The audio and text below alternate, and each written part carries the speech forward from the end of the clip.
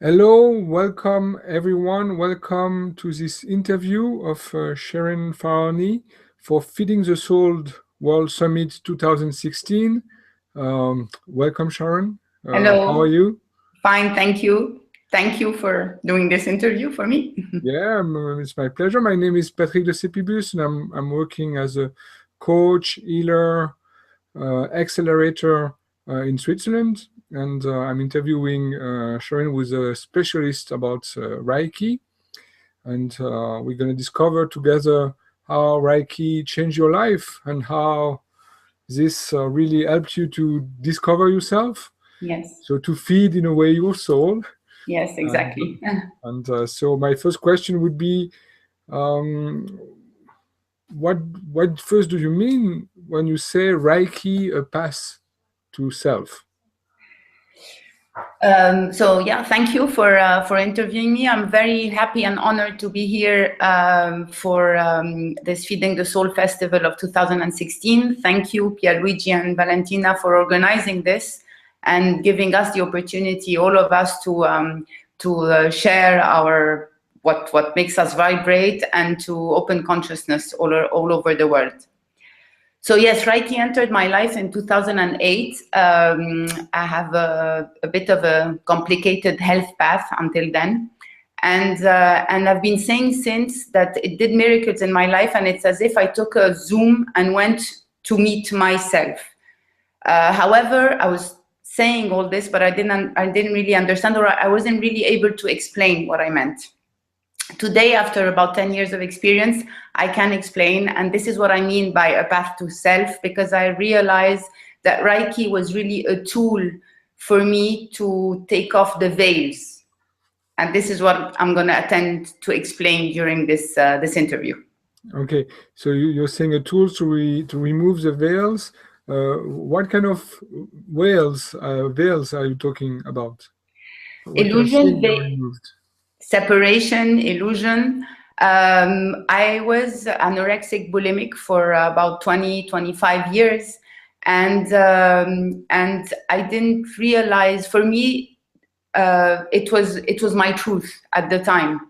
I just didn't realize that I was completely cut from myself. So there was the head, and then there was the body. And by using Reiki, slowly by truly, or by doing self-healing and the energy that just unblocked slowly but surely, made me realize how stuck I was in my mental constructions. I was not conscious of that. I just knew that deep inside of me, I just knew that, for example, if I take the example of anorexia, that it was telling me something. And I always said that the body talks. However, I could not explain. And if I take this example again, when I started reaching for help 30 years ago, doctors were telling me, you're not going to get out of it, you're chronic. I was like, okay. But deep inside of me, I knew that this was there, that my body was talking to me to tell me something. I didn't understand what it was telling me, but I knew it was telling me something. And that's what I mean by a path to self, is that by using Reiki, of course, I'm not saying that Reiki is the only way, because I did psychotherapies and everything, and every path, every step is a goal, I think. But by using Reiki, it just helped me, without thinking, without being in my mind, to slowly but surely take off these things and realize who Shireen really is. Okay, so it really helps you to understand who you are, but not intellectually, but by exactly removing this mental part from you. Exactly. Yeah, very interesting. Yeah. Okay, and so what is the thing that Reiki helped you? How Reiki helped you? What is it about the ideals or value of the Reiki, or things that it's teaching? What is the teaching in Reiki that helped you? It's a good question. Yeah, what it teaches me. So Reiki was brought up by a Japanese monk who's called Mikao Uzui, and he used to say that Reiki was 50% an energy healing and 50% the Reiki ideals. And so I guess everybody knows, but just for those of you who don't, Reiki is an energetical technique by hand imposition. So you impose the hands on the body, and you can do self-healing as well. And in that part, it comes from the principle that every blockage, every sickness, every problem is an energy blockage.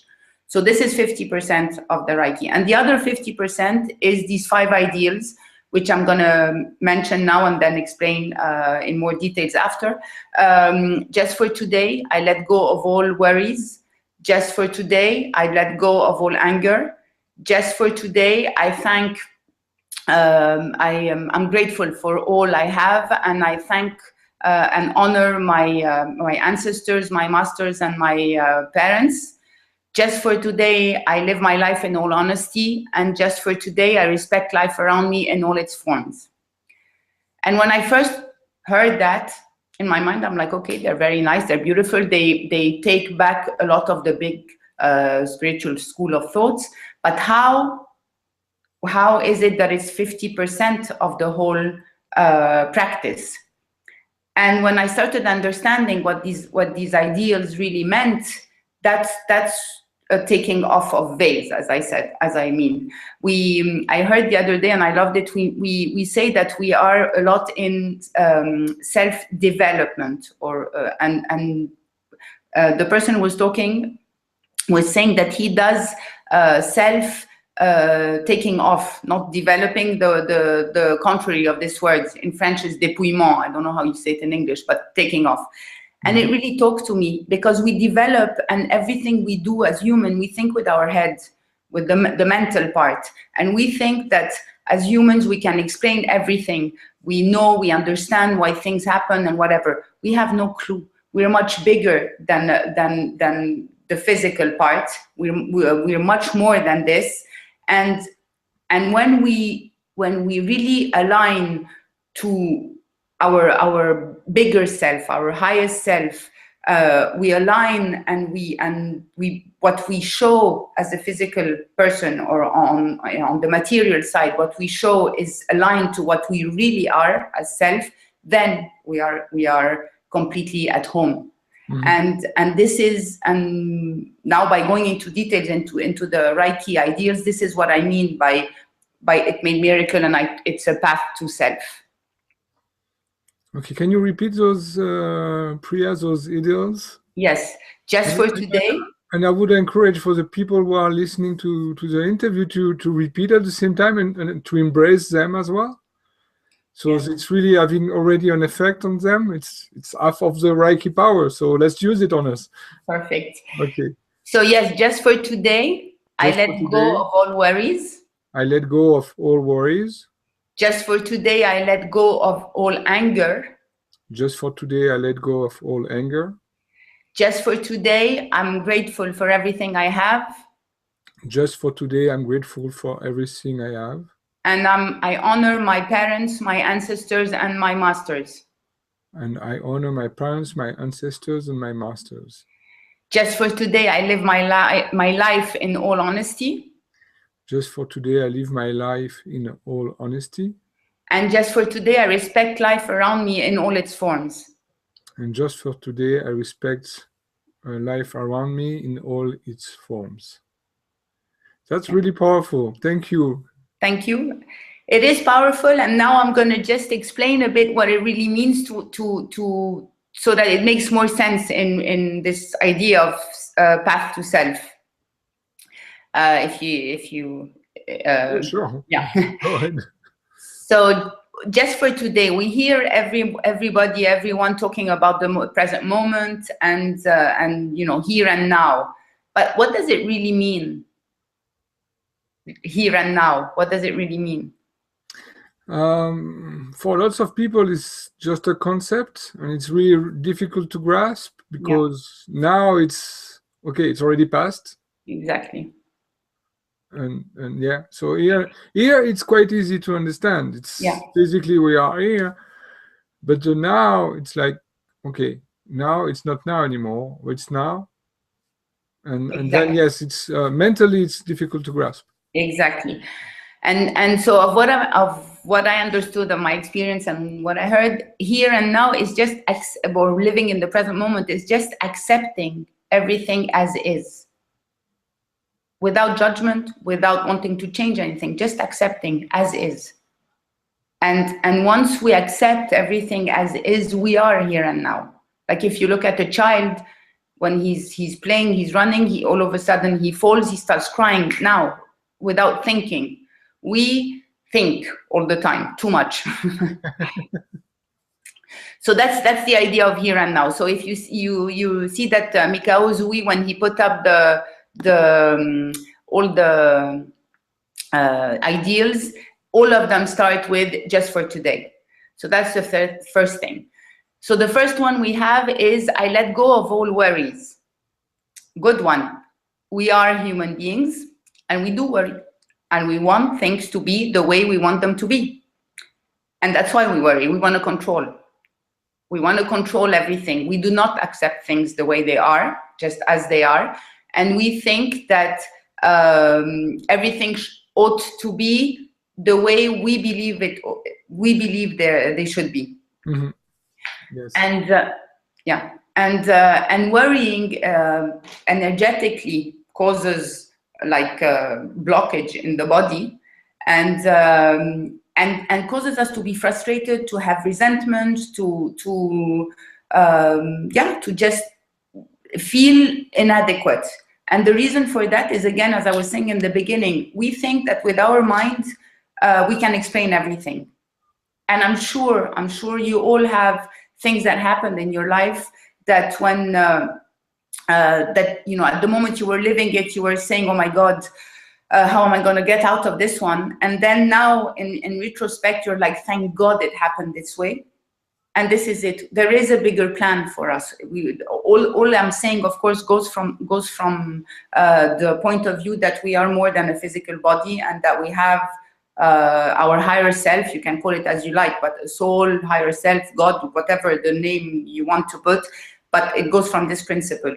So there is a higher plan for us. And us as human beings, we are here on earth, we're all looking for the same thing. We're all looking to feel good and to find love within, not outside. There's nothing that comes from outside that can fulfill us. Everything is within.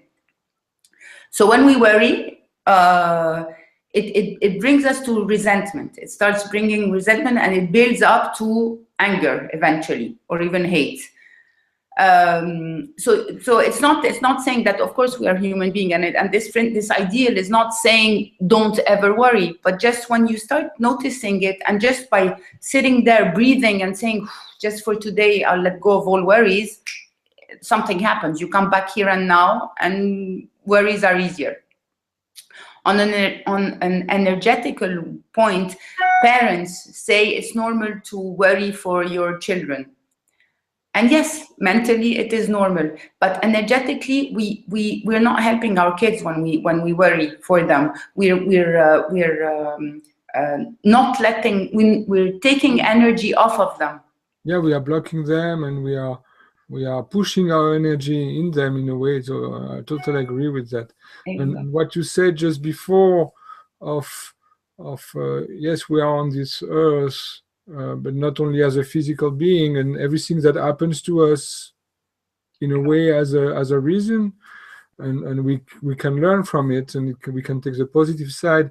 So that's one of the things I share as well when I do trainings. Is one time in my life I was fired from my job, at the same time going into divorce, having my father dying, and needed to move house.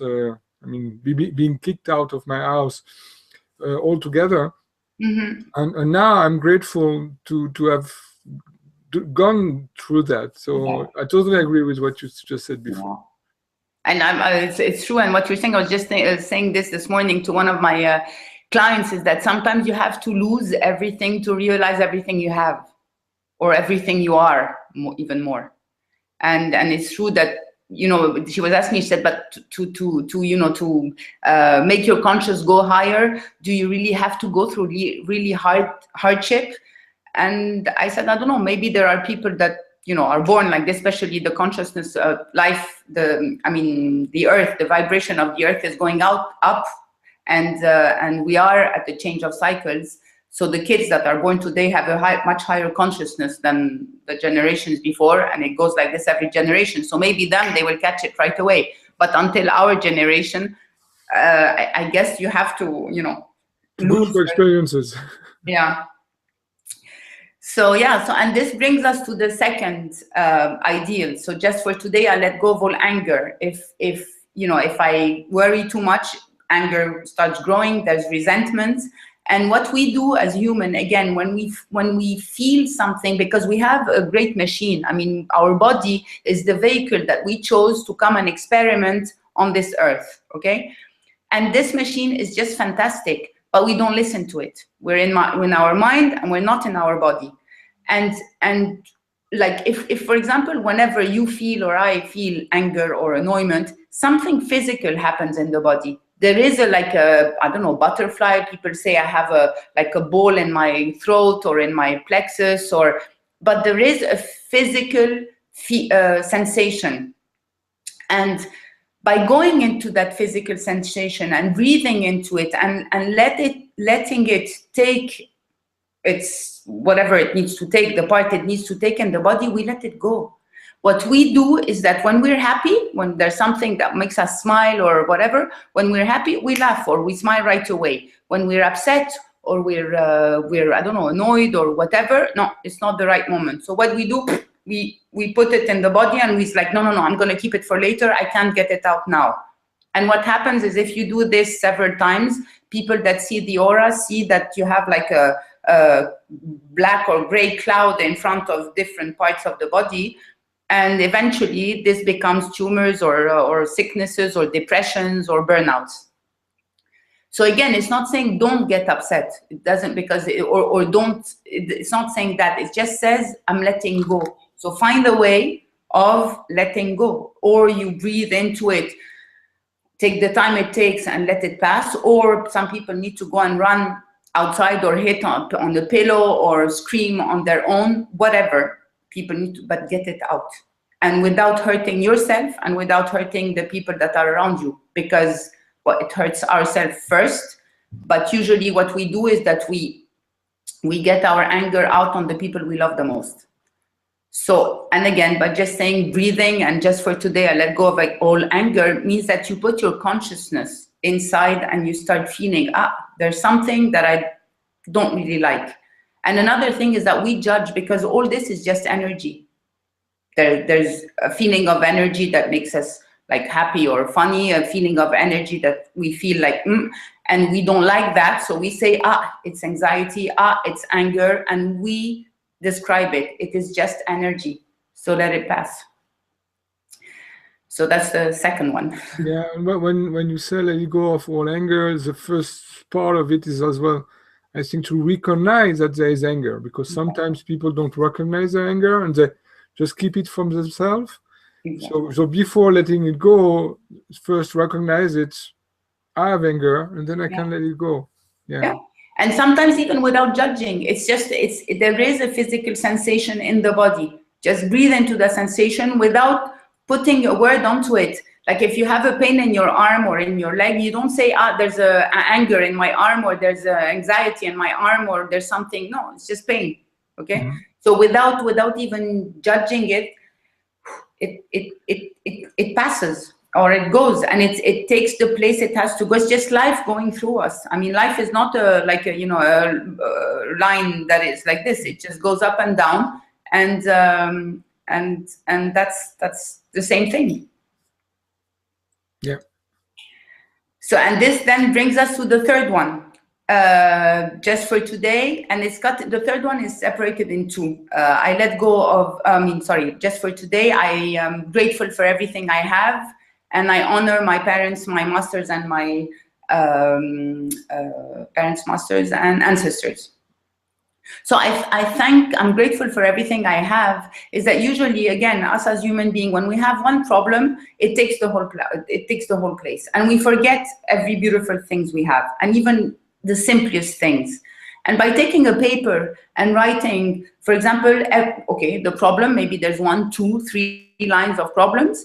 And then on the part next to it, writing everything beautiful that we have. I have clothes, I'm in good health, I have kids that are happy, I have a house, I have a roof, I can drink water as I much or eat, anything. I have enough clothes to wear. All these little details, or I go out today and the sun is shining, I don't know. But all these details, by writing them down, all of a sudden we realize the imbalance between what is wrong and all we have. And gratefulness is gratitude is a miracle thing. It's a really powerful thing. Gratitude. I think love, acceptance, and gratitude are the most powerful source of inner energy in a way. And Exactly. yeah, gratitude. And true people are not, and we are not grateful enough for all simple things that seems in a way normal. Mm-hmm. But yes, it's normal because we are on this earth. But at the same time, we should recognize, yes, water is just a big thing, and we live in countries where it's easy to have water. And just imagine countries where you need to walk 5, 10, 20 kilometers to get good water. So yeah, be grateful. Be grateful, exactly. And this gratefulness is also the key of letting go of worries and anger and the rest I'm going to talk about. So it's really it's a powerful key, as you say. And the second part, I honor my parents, my masters, and my ancestors. This one is sometimes misunderstood because, for example, if you come from a family where the parents abused, people where to whom you're going to say this will tell you why should I honor people that were mean to me or that were really even more than mean, and even like ancestors. For example, if you look at the world today, some people say, wow, it's a catastrophe between the wars, rise of fundamentalism everywhere. But if we come back to the point that we are more than a physical body, we are, call it as you like, but the soul, in higher self. We chose this vehicle to come on earth. We chose to experiment. And to experiment what? To experiment the fact that when we come on earth, there is something lacking because we forgot and we feel that we are separated. We feel that we are, there's Patrick, there's Shireen, and that we're all one in our little life. But deep inside, no, we know there's something more. So if I chose, for example, my parents, and all the masters were mostly the people that made me go through difficult times, I'm grateful to them, because if not, I wouldn't be who I am.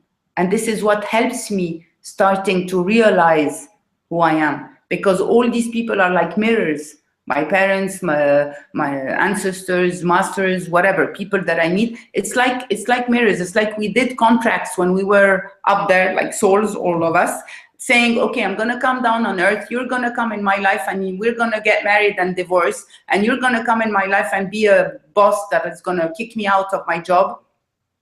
All this to make me go realize that whenever I'm faced to a difficult situation, means that I'm not aligned with myself. And it's just showing me the part that is not aligned. So if you come from that point of view, you can only honor your parents, your ancestors, your masters. And again, it lets go of so many anger, rage, which hurts you only and nobody else. Yeah, it's something which is already used in Ho'oponopono or other techniques, and it's really that. It's like, yes, I honor every part of me, which is my parents, exactly, my ancestor, my teacher, and all of the part as well, but especially those, because if I'm here on this earth, it's because of them. Mm-hmm. So and I chose them. Be grateful for being alive. It's already there, and their experience going to help me in many ways to grow and to really go on my path. on Earth. So yes, And see, and it's going to help me as well see those parts of me where there is not light, where there is not self-love. It's going to help if I'm conscious of that. It's not when things go wrong and where things are difficult, it's not the fault of somebody outside. It's our responsibility, and there's no guilt in what I'm saying. There's no fault. It's just a responsibility. And when we come to when we talk about the higher vibration of the earth, and we see everything that's happening right now, we cannot deny anymore. We cannot be in a way where I'm a victim and things are happening to me and it's not my fault. No, it's our responsibility. We are co-creators, and we're all co-creators together. We're all at the center of our own world, and there's a reason why all the people that are in our world are there, but we're all connected on that side. So that's, you see that we are just at the third ideal, and of course the ideals, the more you go in Reiki, there are 4 stages to become a Reiki master and to be able to transmit it to others. But you see that just already at the third, it's like a path where you go out from a vibration point of view, open of consciousness and acceptance and taking off of veils. And then we reach the 4th one, which is just for today, I live my life in all honesty. And this one is a good one also. It's easy. Yes, I'm honest. I pay my bills. I don't steal. I don't lie too much. Why did you say lie too much? Too much. because it's honesty towards ourselves. Yes. And we do lie to ourselves mostly, very much. Yeah, it's between 3 to 5 lies per minute to ourselves. Exactly. So this one for me is the one. That is that if you just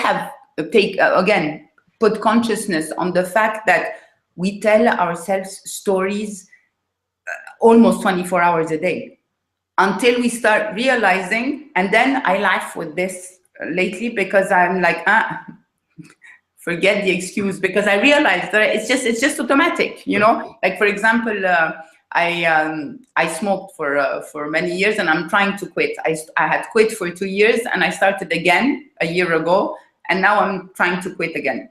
Okay, so we can work on that one day if you want. With hypnosis. Help people to quit. Yeah.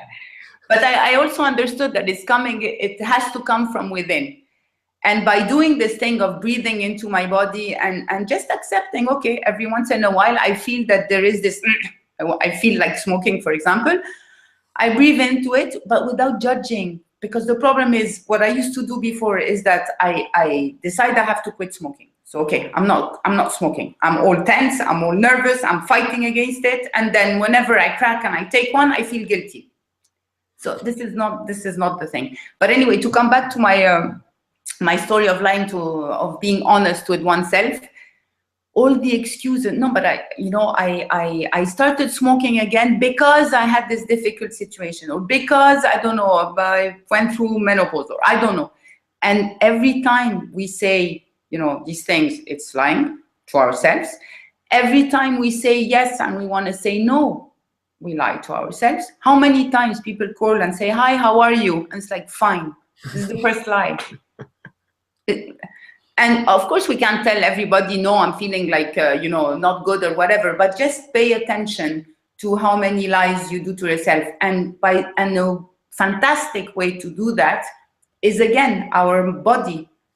Physically, we are spiritual selves that use a vehicle to go to experiment life on earth, which is our body. Our body, there is a sensation, a physical sensation every time we lie to ourselves. Like, for example, you come home after a long weekend, a long week.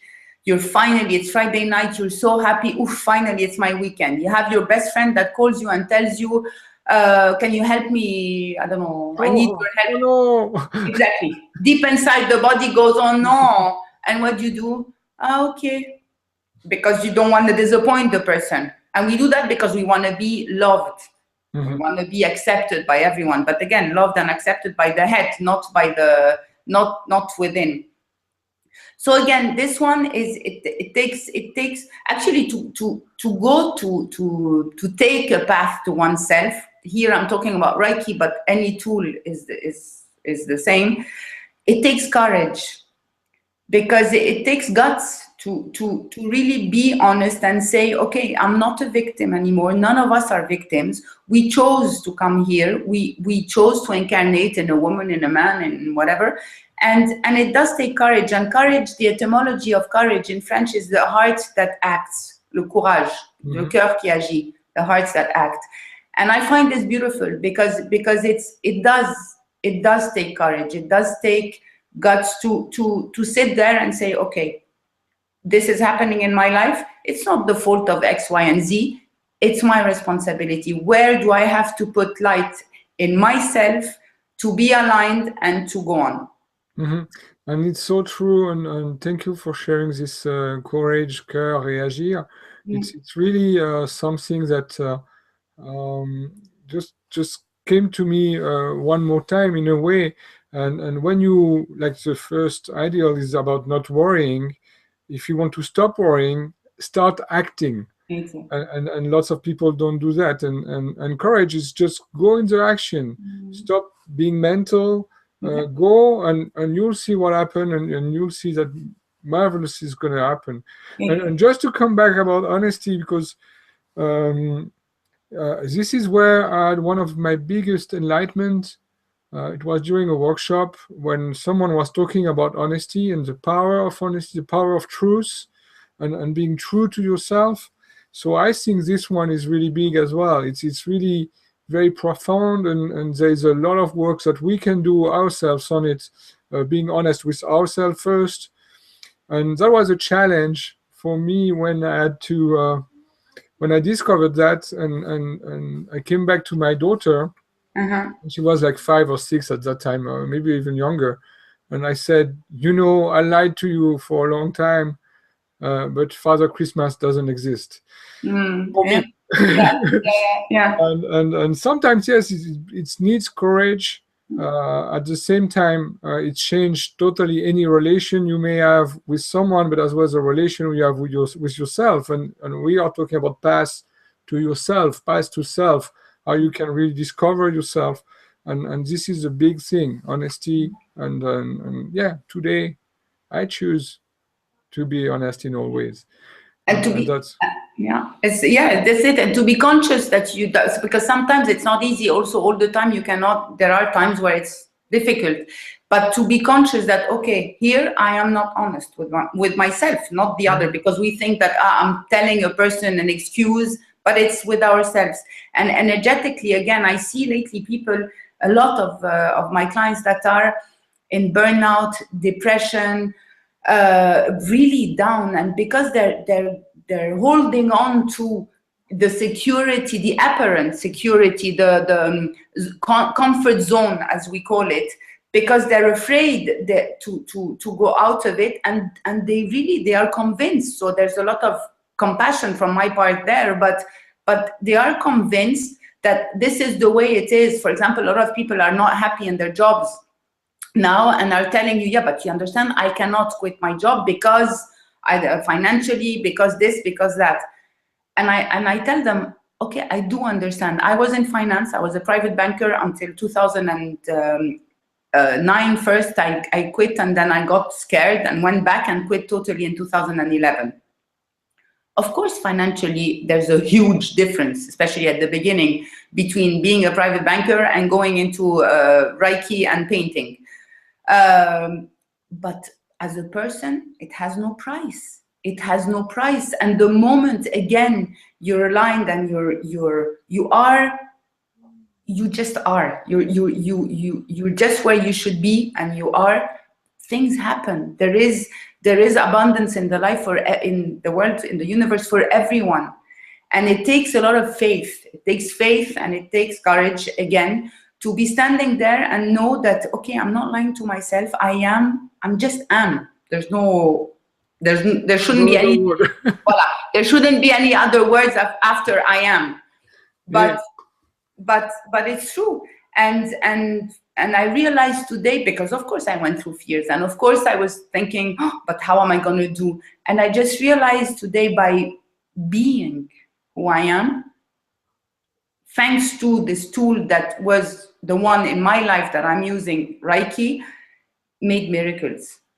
Mm-hmm. It really Yeah. made miracles. And I'm again joining you there. I was director of a hotel management school, and I choose to quit to go in my path where I am, where I feel good. And it was difficult at a certain time at the beginning, for sure. Mm-hmm. At the same time, it's fully who I am, and it feels so good. And yeah, it's not about quitting your job for the people who think, okay, maybe I need to quit my job or so on. It's just about starting to be who you are, and then you'll feel when it's the right time to quit your job. Exactly. Some people take the decision too early. I think that's what I made. Took the decision too early. I could have started what I'm doing right now as a healer, as a coach, as a trainer on the side, and still keeping this security, and it would have been easier for me to go on the path. But yeah, it's something. Being yourself, being true to yourself, makes you feel light. Exactly. You are like, yeah, wow. Exactly. And you were talking before about you have message from your body when you're lying on where you are, and that's part of the message. If something makes you feel heavy, it's not the right one. Exactly. And listen, it's our higher self talking to us through our body. And so listen to the voice that is within, and the voice comes with these sensations. Mm-hmm. Like, Not with that voice. Huh? Exactly. No, forget. That one. No. This one is the one that's driving like crazy, and that is, like the little, I used to say, like the little monkey, that is like, you hear, you want to do something, and then you hear your mother or your boss or your wife or I don't know what going there. No, it's not this. And the impulse from inside, from our true voice, I would say, it takes 3 to 5 seconds. It's just like a puff, but you know deep inside that this is the right thing to do.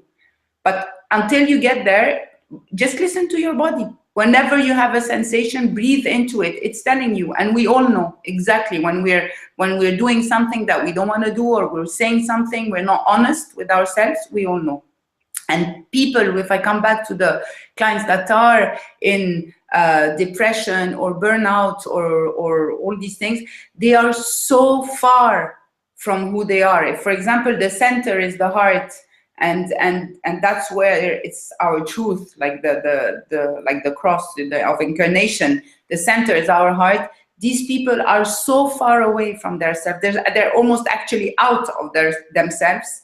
And in French, there's a beautiful expression that says, out of me, hors de moi, out of me, which means that you're really so angry. And the word is out of myself, which is this. And when you tell these people, you're like, just listen, they are so far away that it's very difficult to come back, because, but it can happen like this. We all have this potential in us, and none of us live things that we're not able to live on this earth. Okay. Some people might not want to see it. It's okay. The universe has all eternity to make us come back and understand.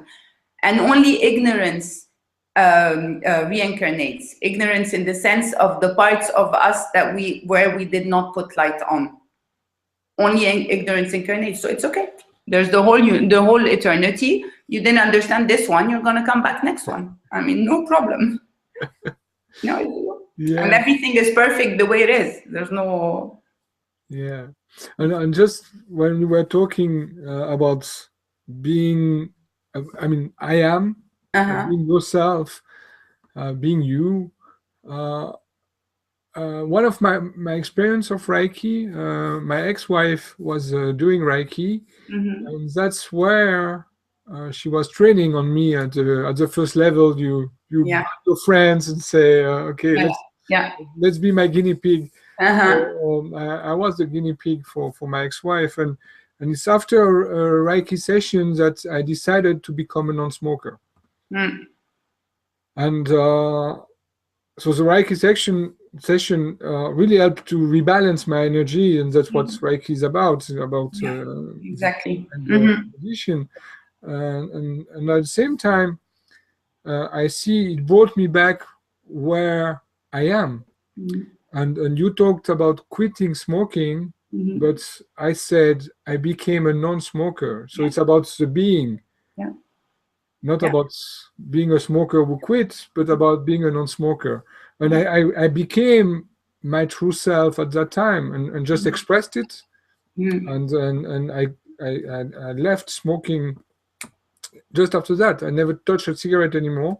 And at that time, I was director of a nightclub where it was still not to smoke, not to smoke, because people were smoking in nightclubs at that time. So just by coming to my true being with the help of Reiki, really helped. So yes, it's no, it's that's and even I would go even this is the beauty of Reiki, because for me, when I started, I touched something that I could not explain. It was just like, it showed me that there's something bigger than me. And today, when I was saying about being honest or all everything, and we talked about until now, is that there's no judgment. For you, in your case, one Reiki session, bam, you quit smoking.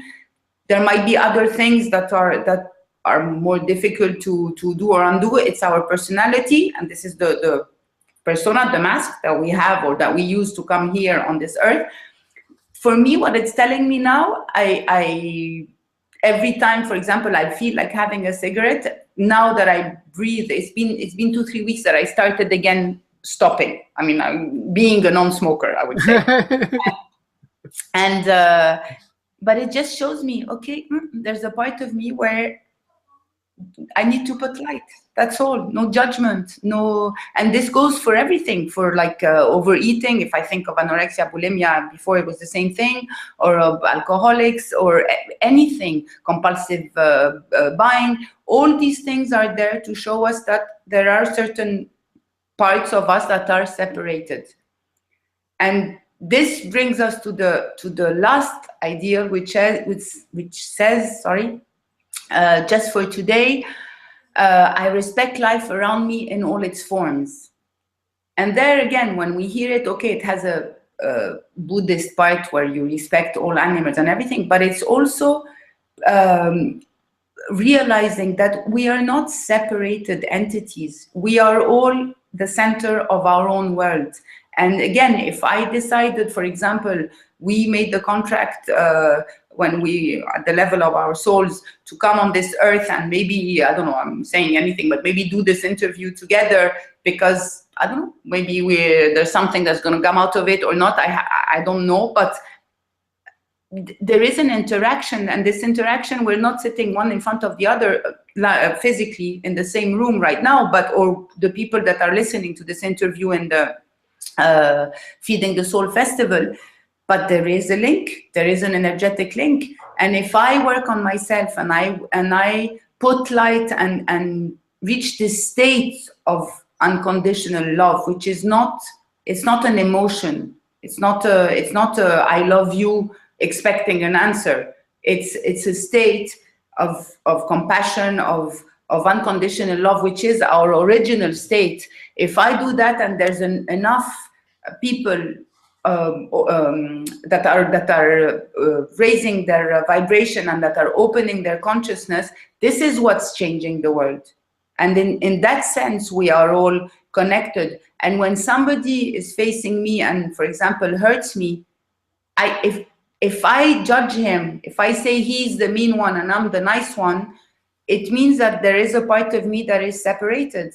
If I see him with the compassion, again, which is a state, not an emotion, and I realize that he's looking for exactly the same thing as me, he wants to be happy. And if he's there to hurt me, means, or that I feel that what he's doing is hurting me, means again that, okay, there's a part of me where I need to work on.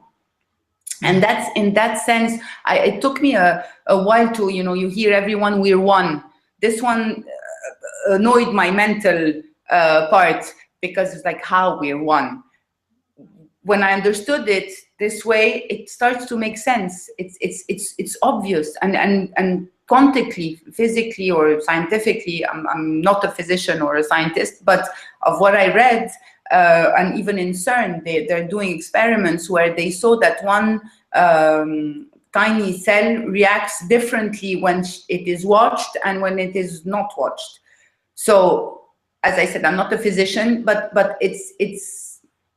we are starting to really have an opening of consciousness, realizing that not only we are more than physical body, not only our thoughts create our life, but we are interacting, all of us together, and this is why I appreciate totally these kinds of events like Feeding the Soul.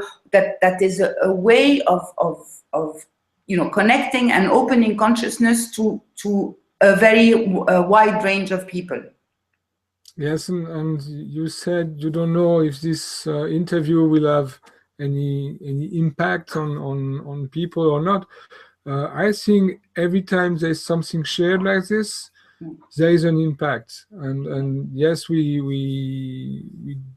made this interview in a way very last minute, and you found me in a festival last week, and so on. So it's all those different things, but at the same time, it was meant to be. Exactly. And for me, if just one person listening to this interview, viewing this interview, raise or find its own path, then it's already fantastic. Exactly. And you said the right word. There's no hazard. I don't know if you remember the last interview we did, when you asked me at the end, you said if there's one word that you could say for this other festival that we were doing, one word, and I said it just came out like this, without, very spontaneously. I said dare to be. And a week later, a friend of mine told me, you have to come to this conference. And there was a Frenchman that I tremendously respect, that is called Grégory Mutombo, that I didn't know at all. And I walk in, and on the board it's written in big, dare to be. And he starts talking, and then I realized, I'm like, there are people that we meet by hazard, as we say. There's no hazard, and that are just there as another me, and just saying the word, answering the questions that we ask ourselves, or just confirming, like telling us you are at the right path. And this comes every single minute, every day. It's just that sometimes we see the signs and sometimes we don't. But it comes all the time. And really, this meeting and the events that happened lately really helped me understand. And I would go one step further. We're talking about Reiki today. I said, like, I really believe that it was a path to self, and of course it's a life path. It's not that today I arrived, I understood the 5 things. No, it's a path of life. But we have everything within us. Reiki is a tool. All the other things are tools. Actually, we don't need any of those tools anymore at a certain time. We realize that just if we connect and we are aligned within our center, our heart, there's no need for anything. We are the whole. We are the one who is, actually. And so that's why I find it fascinating. I really wake up in the morning, I have this joy in myself, like thinking, okay, what's going to happen today? Let's go, let's be. And that's nice. Mm-hmm. So you just shared all those ideals of Reiki, and as well, at a certain time you shared that there's different level in Reiki. For you, what did it change? And if we can go even at each level as a maybe apprentice, it's not apprentice, it's Reiki level 1, but what happened in your life at that time, and how did it change? What kind of miracle did you start to see? A lot. So first of all, I got out of anorexia bulimia, definitely. So that was the first big miracle, because for me, after almost 25 years, it was like, okay, a bit tiring, and it's a bit of a nightmare to be in like a jail, really Yeah, set jail. and doctors saying that you will stay all your life like this. Exactly. So that was the first one. The other one was, well, in 2008, that's when Reiki entered my life. I had 3 operations that year and an internal hemorrhage at the end. So there, my body was not talking to me. It was just yelling, but I did not really understand. And that's when Reiki entered my life. And the miracles that happened since is that today I am who I am. I mean, I dare show or talk what I believe. I paint. I have like one of my paintings here. I'm not afraid of, if I'm going to be judged or whatever, because I found this serenity inside. I found this. I always used to say that I feel like I'm not 2 people, but like 50 people inside. Completely separated, completely shattered.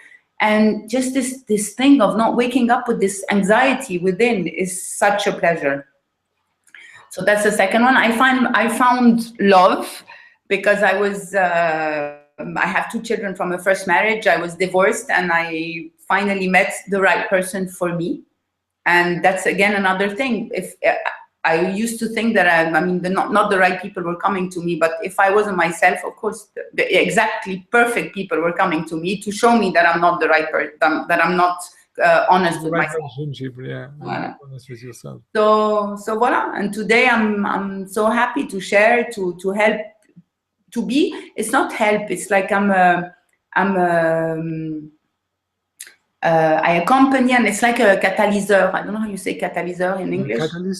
Catalyst. Exactly. It's just like by being there, by being how I am, by putting my hands on somebody, or by even through a painting or a discussion or a conference or a smile or a look, I don't know, just by being who I am, makes it that some people around me feel better. And this for me is like, I feel like I'm at home. That's the best miracle. And I say this and I get goosebumps in my body, and I think, voilà. That's a good message when you have goosebumps when you're hearing something. It's really good. Yeah. Being in the flow from your self path in a way, and we are talking about finding yourself. Yeah. And today nothing can stop me. I just want to go there. I want to, share it with as many people as I can, because it's such a pleasure. It's such a and it shows that life is beautiful. Because when you look at it from the point of, if we look at the news, it's like, my God, it's like, just what is going on? But looking at, and I heard this, I was talking about Gregory Mutombo, he said one thing that really caught my attention, saying that to call peace on earth is to call war. And when he said it, I was like, it really caught my attention. But it's the same thing. If there isn't day, we wouldn't know that there is night. If we don't have people that cause us to feel bad or a problem, we wouldn't question ourselves. We wouldn't turn our conscience towards ourselves. We would still, or not ask ourselves any question, or still believe that we are victims and that everybody around us is mean. And it's exactly that. I mean, I don't know how to say it. I wouldn't even say it better than. That's where gratitude is so important, because let's recognize, like, I mean, I don't know who is watching us for this interview for Feeding the Soul World Summit, but at the same time, most of the people who are going to watch this interview, they have water every day, they have a home, they have friends, they have maybe their parents or kids. They have clothes, and they have just a device to watch the video. It's already like, I mean, half of the planet don't, so it's already a huge thing. So to be grateful about what we have, and as well seeing that there is still war in the world, there is still suffering, there's still lots of pain.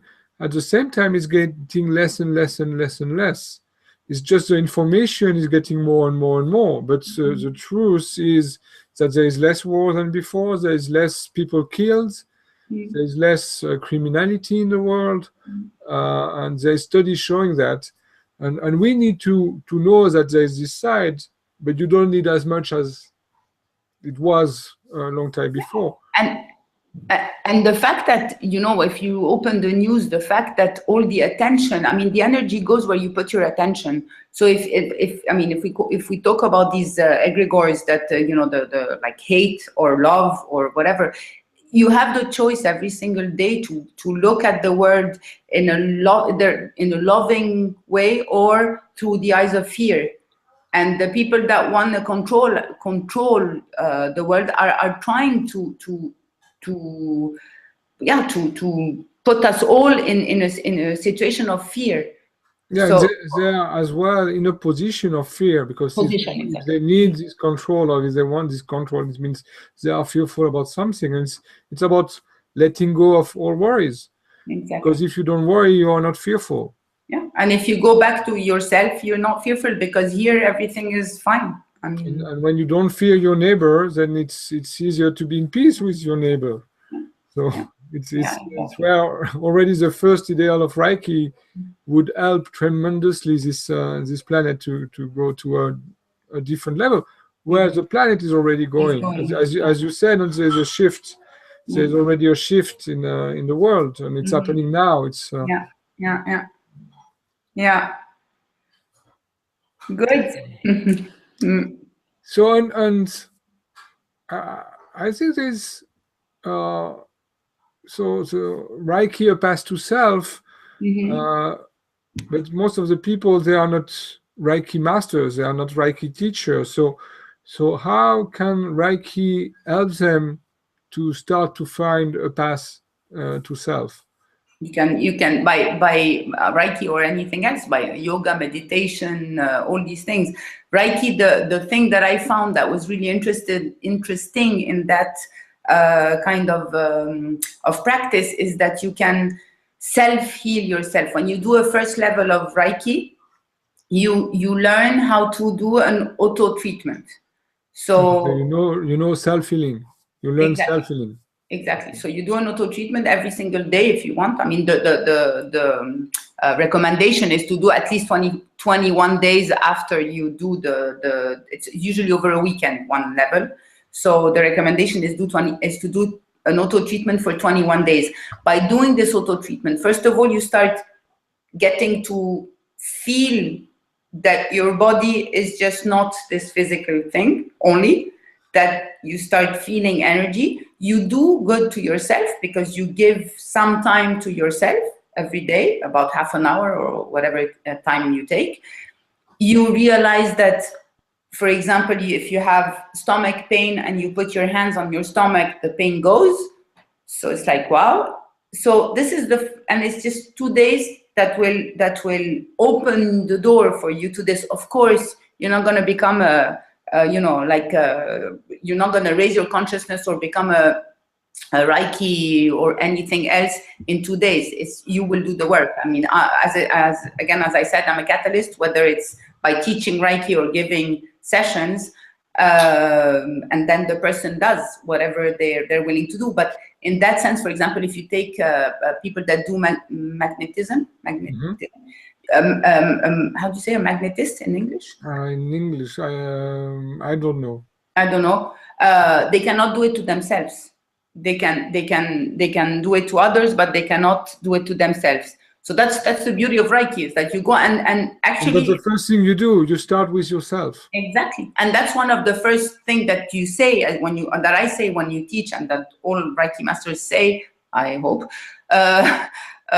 is that Mrs. Takata, which is one person, Japanese woman that Mikao Zui, the founder of Reiki, trained, and it's thanks to her that Reiki came in the States first, because at the time between Japan and the States there was a bit of, as we all know.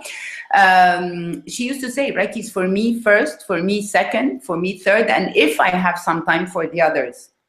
And when I first read that, I'm like, wow, she's quite selfish. You know, you take care of yourself first, and then everything around you will be fine. So that's the first level of Reiki, where you learn to self-heal yourself, to use the energy and the end in position and to do that. Well, what about the second level? What do you learn in second level of Reiki? You get tools, tools that are more refined to reach higher vibration, I would say. Because by working on yourself, you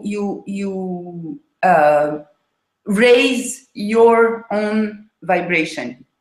And by raising your own vibration, your consciousness open because you're able to see things differently, okay? Or go more towards your higher self. And with every level of Reiki, you will get tools that will, more refined tools. Like if you have a car, you have a 2 chevaux, and then all of a sudden you get, a turbo with 500 horsepower. It's like this. It's like, okay, it's a car. It will take you to the same place, but you will get more refined tools that will be able to reach higher consciousness, higher body level of vibration. Okay, and when you are at level 1, can you already start to give? Yes. Right. Yes, you can start at any level. You can, okay. Yeah, you can start at the first one, and it's this. It's like the example of the car is the good one. If I have a 2 chevaux, I can still go to Lausanne or whatever. It will take me a bit longer, but I can still go. Once I reach, like I have a more powerful car or more refined tools, I'll be able to reach other levels. However, one thing is that Reiki, we're a canal. I mean, it's the person who receives, who is the decider of what they will let go or not, or how they will cure or heal or not. So the practitioner is really just a canal, and they will canalize the energy and send it, and you cannot manipulate the energy. It goes where it needs to go. So the more you higher your taux vibratoire, the frequency, level, your own vibration. Or vibration, the more you higher it, of course, the more powerful the canal will be. But it's the receiver who is the decider of what they can, or they're ready to let go, or to put their consciousness on or not. And as my experience was when I became a non-smoker, I didn't choose before the Reiki session to become a non-smoker. It just came out, and it was just really good. And that's extremely interesting what you're saying, because very often people come and say, for example, I have a back pain. You start doing the session, and then a few days later they tell you, they go, but it's funny, I had this other problem and it just disappeared. The energy goes where it needs to go, and it will go at the source of the problem. And that's where it's very interesting also for human beings like us who are always in the mind. It will go beyond that. So you have things that you will let go without even needing to think about it, which is great. Yeah. Okay. And as I asked the other time when we had this other interview, what would you recommend people they can do to not use Reiki, but one thing that you've learned through Reiki, that what they can do today to help not find their path, but to really make it easier for them to go in their path? Listen to their body. Listen to the sensations in their body. We have an amazing machine. We don't use it enough. Just listen to it, accept, be in the present moment by accepting whatever is there inside, or letting it take its part by breathing into it and let it pass. This already, and we have, in one day, we have like, I don't know, maybe hundreds of moments during the day to show us that we are not aligned with ourselves by these little anger, or you go to the supermarket and you're really in a hurry, and that there's this old woman that comes right in front of you and takes half an hour, and you're there, you're like, you want to, all these little things. It's really easy to just listen to the voice of our highest self in our body. It's our self talking to us. And this is simple. It's not esoteric. It's not something, voilà. We all have a body. We all have sensations. Okay. Thank you very much. I think we spent a really good time today with this interview for this World Summit. And I've been, like always, learning something new or relearning something new, which is always very good.